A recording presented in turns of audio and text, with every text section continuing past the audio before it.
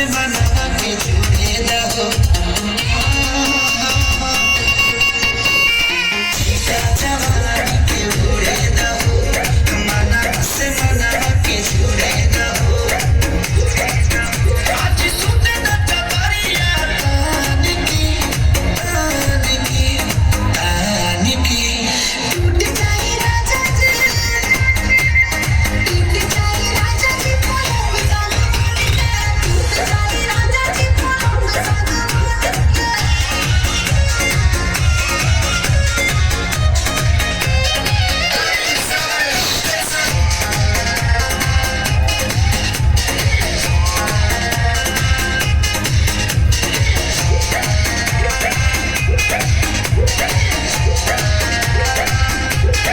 बेटा बटन की दिखन कटन की जगह बिछा दे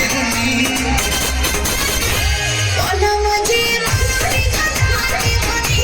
पलंग पर झुलवा झुलवाती होनी बेटा बटन की दिखन कटन की जगह बिछा दे पलंग जी मनरी झलहाती होनी पलंग पर झुलवा झुलवाती होनी यार मत दे दिया खाद के टूट जाए राजा जी टूट जाए राजा जी पलंग साग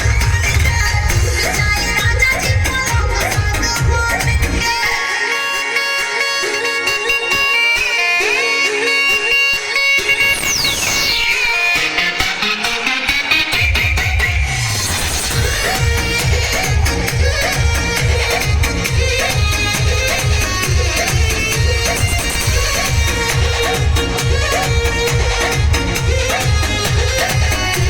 बने तो बेसरमी यही में गरमी बैठे